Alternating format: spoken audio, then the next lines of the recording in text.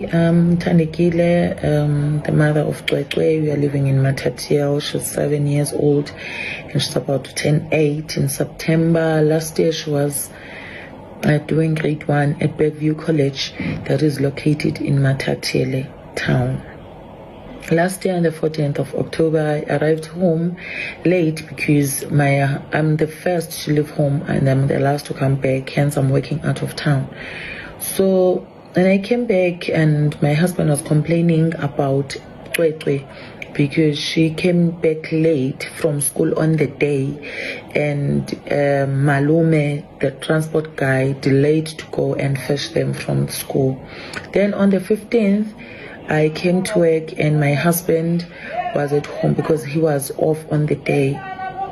So our last born was not feeling okay, so he decided to take my son to consult with the GP. Then I also knocked off early on the day. Then we rushed to the GP. I also rushed to the GP to go and check up on them.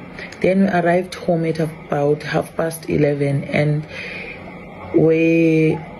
my husband asked some of our neighbors to go and assist him slaughtering the pig because we're preparing for my 1-year-old son's party that we're gonna have it celebrated on a Saturday.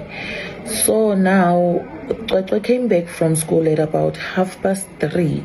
When she came back, I was complaining about her having a jersey on because the temperatures were very high on the day. She did not answer to any of the questions that I asked her. She just unzipped her jacket, and then I saw that even with the pants that she was wearing a gray pants on the day. The zip was not up, and I asked her, "Sis, why are you wearing like this?" She did not respond to that. She went straight to her bedroom and she came back and everything seemed to be fine because we just sat there chilling in the sitting room. So at about 6, because with the meat that we had, it was a fresh meat and also it was hot. So she complained about having a stomach ache at about 18 hours. So I was like, okay, fine, maybe it's the meat because it's fresh. And then now she rushed to the loo and she came back. Within 10 minutes, she said, "Mama, still, I'm not feeling okay." She went again. When she came back, she couldn't walk properly. But in my mind, I thought she has been constipated. I never thought there was something that was not okay with her. And then what I did, I gave her an antidiarrheal and also Panadol. I said, "Sis, you go and sleep," because she sleeps with a helper in her room and also with my 1-year-old son. I said, "You go and sleep, sis. Should you feel anything at night, can you please come and knock at our door?" She said, "Okay." And then she went to sleep. And then now on the 16th now in the morning, I decided to wake up at 4 a.m. so that I cook supper, assisting the helper now because hence my son was not feeling okay. I was like, okay, maybe he will need more attention today, so I had to assist today. So while I was cooking, I had my husband calling me. He said, "Baby, can you please come to the dining room? I just met with Cwecwe and she's saying she's going to the loo." I asked her, "Sis, what is happening?" She said, "Mama, I couldn't sleep at night. I woke up three times because my bums are very painful." I said, "Oh, okay, no, it's fine." I used the torch for the torch on my phone because there was a load shedding. I said, "Okay, you come this side so that I'll be able to check your bums." And she came. I asked her to kneel on her bed because I wanted to check her bums. And then what I discovered is something that it will never erase on my eyes.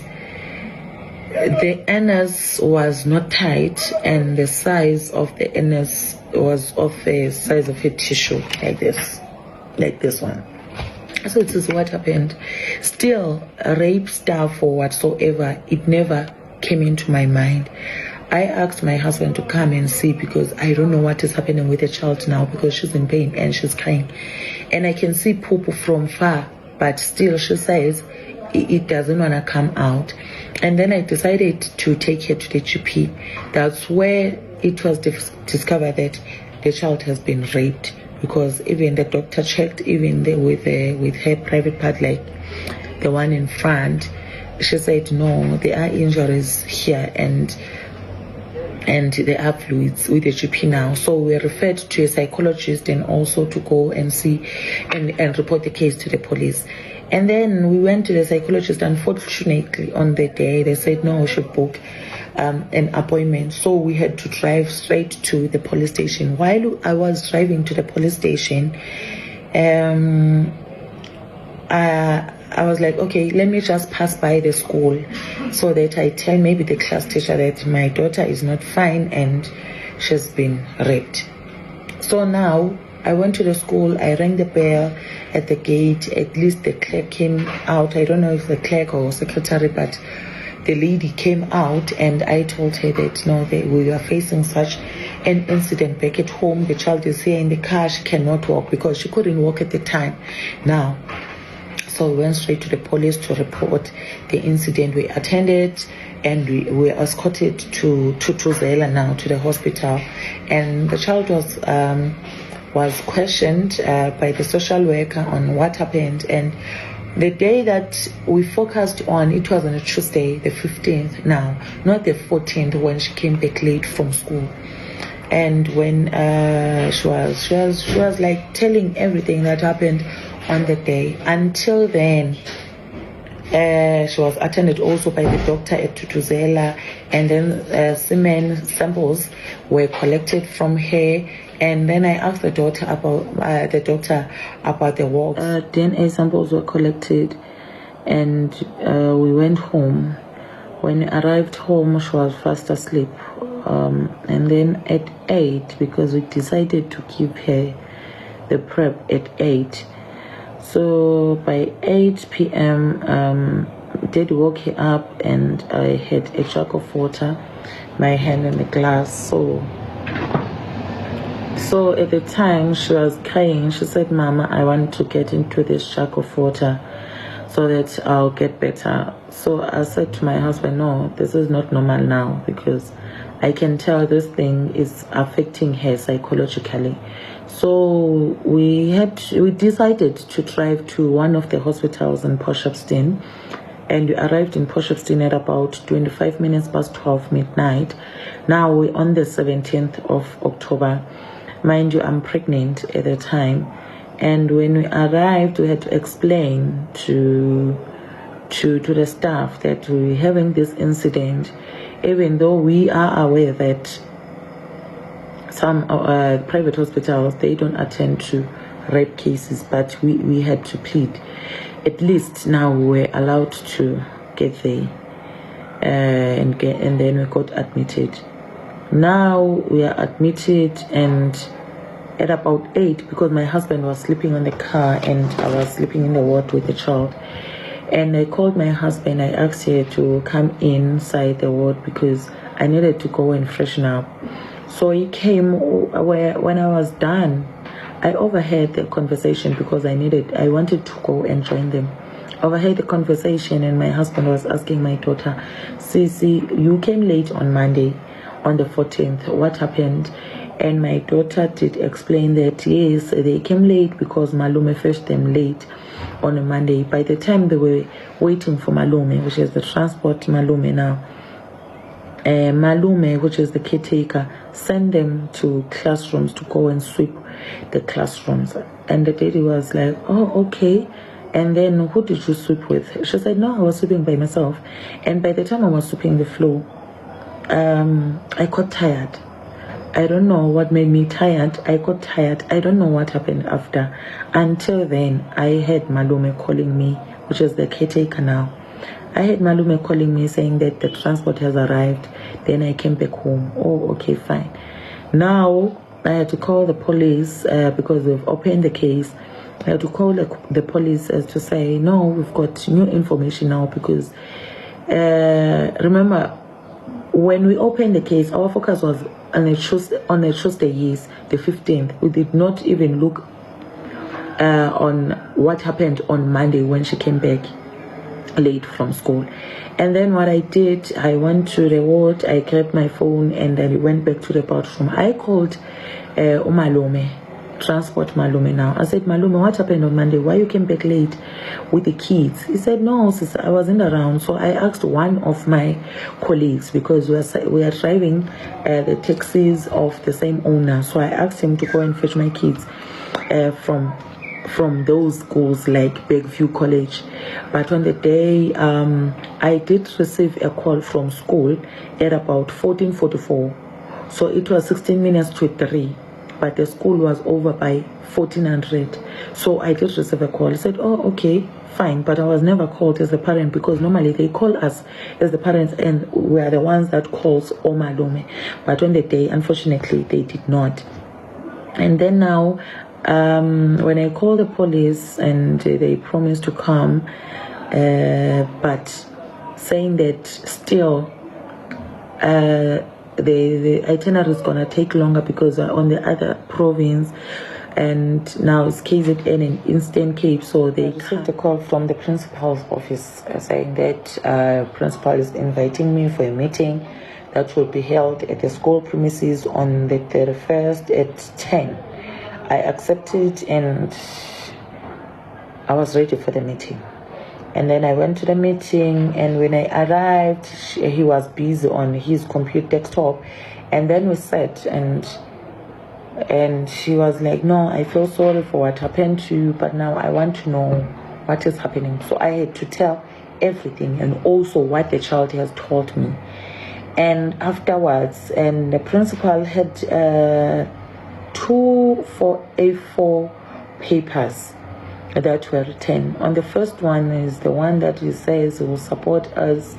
He's sorry for what happened to us. If we need any assistance, we can come forward, he will assist and all the stuff. On the second page is the one that started to be a problem with me as a parent, because with the points that he listed in there, it's a reputation of the school, because he kept on complaining about the rumors that were circulating, that are circulating. I asked her who's circulating the rumors, because now I'm being threatened and intimidated by the principal, telling me that I should not talk about this thing. And he thought I was professional. I would understand what he wrote on the letter, talking about the community that will take out their kids from school if these rumors spreads, and the reputation of the school, and also if I keep on spreading the rumors, then I'll face legal consequences. I asked, oh, okay, fine. Now you're trying by all means to threaten me. So you want me to be quiet about this whole issue and focus on you and treat you well. But my child was sent to go and sweep the floor, and now we are facing such incident. And I asked him, who has an authority to send the child and sweep the classrooms? He said, the staff. I said, oh, okay. I got so emotional on the day, to a point whereby he did mention that I'm recording, but that was an hours later, and she said, no, I'm recording. I said, oh, okay, no, it's fine. Then I decided to keep quiet. I said, no, I'll never understand this. This thing, it's minor, it's nothing compared to what I'm currently facing, but it's okay if it makes you feel better. And then now, I went out. When I was about to go out, he said, no, can I pray for you? And he prayed. And he prayed for me, and I went home. Then I arrived home now. My daughter, she's very smart, because with all the subjects that she was doing last year, 4 subjects, she's an outstanding learner at grade 1. So she's very smart. She was supposed to even go and fetch her award on that 17th that we got admitted on. And then now on the 15th of November, I received an email from the school. It says an important letter for my daughter. And the principal said to me, if maybe the child doesn't want to come to school and I don't have maybe a doctor's note or anything, then I should write something down. So what I did, I asked the psychologist that we attended back in back in Potchefstroom to at least write something for us, so that it will motivate to also to the Department of Education, because the child is doing grade 1 and she have got level 7 in all of her subjects in all the term from term 1 up to term 3. So she's a smart girl. Now, even with the police now, because they did organize a forensic social worker for us, a social worker from the police, a social worker from social development, because no one ever bothered to consult us. Even the police, they were like, no, we didn't know that you're not consulting with the psychologist. I said, but you never organized one for us. So how was I supposed to know what to go or what to do? 15th of October now, I'm receiving an important letter from the principal is saying that unfortunately the child won't be able to be promoted because the letter that we submitted from the psychologist doesn't meet the protocols of the school. If I need any clarity, then I should contact the Department of Education. Now it's been a month full. No one from the Department of Education that came over. Okay, only to find out that later on the 18th of November, that's when the Department of Education known about the incident through a friend of mine. But the principal never went forward and report the incident. Either it happened at school or not, but he never informed them. And then now there was a meeting that was scheduled for the 2nd of December. The principal was present. So many policies were requested from him, and he was told that he'll need to come and report those. In fact, to come and report those policies, and in front of the Department of Education, for instance, the transport police. And on my side, I asked a question: how often do they vet their staff? Because I'm not saying probably the incident happened at school, but I'm asking how often. He said no, once you get hired, then they vet you, then after you stay. Because even with the caretaker, I've been there for almost over 10 years, but he was vetted long ago. I said, oh, okay, that's fine.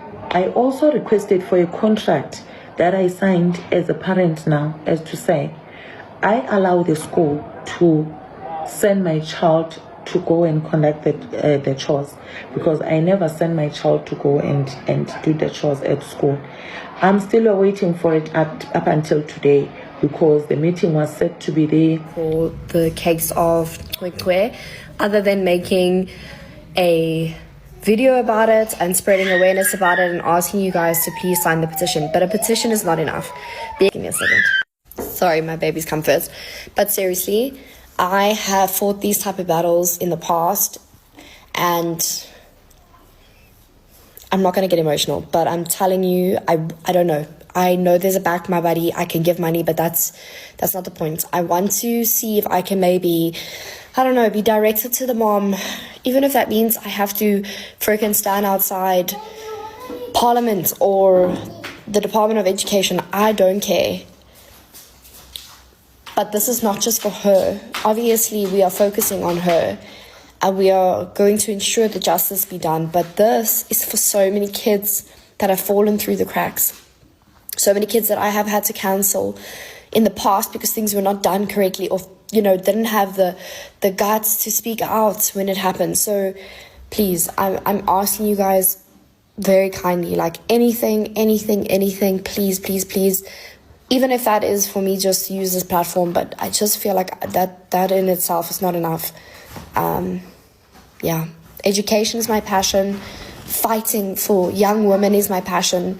And I really want to see her shine again. I want to see her parents feel like they can wake up and breathe again. I think of my 2 daughters, and I think if this happened to them or any other child, whether that is a son, what would we do? What would you do? Molweni guys, dizengo Cwecwe. What we will not do is sit back and watch ifamily Cwecwe no Cwecwe herself not getting the justice she deserves. That is what we will not do. It has become so clear that for justice to be served in South Africa, it needs to trend. It needs to come to social media. So it is here now, and let's push it until they get the justice they deserve. So 7-year-old Cwecwe was sent to school on a normal day as a normal kid. After school, the caretaker asks her to go clean up a classroom. I don't understand which classroom must be cleaned by a 7-year-old unsupervised. Even that on its own was off. So the little girl gets sent to go clean up a classroom. She gets there, and the last thing she remembers in that classroom is the strong smell of burning tires, as she describes it. Next thing, she's being woken up by the caretaker who sent her to go clean the classroom, telling her that the transport is ready and she needs to go. Now that's the first red flag. It's not the first one, it's the second red flag. You're seeing a child just passed out in a classroom and all you can say is go. Hey, your transport is waiting. You're not going to check if that child is okay. Did she collapse? What happened? Okay, fine. So the caretaker tells the child to go to the transport and go home. Transport guy takes the child home. Child gets home. She is very, very sick. The parents are like, oh yeah, children get sick. They give her medication. She goes to bed. She wakes up a couple of times in the night because she is in excruciating pain. She's 7 years old. Majority of the pain is down there. The parents wake up the following morning, the child is not getting better, and the child is actually telling the parents that I actually woke up multiple times last night because I'm just not feeling well. So the mother's like, no, man, let's examine this thing. Let's check this child out. They check the child out. They see that down there's something that definitely happened. So they take the child to the doctor, and the doctor confirms that, yeah, the child was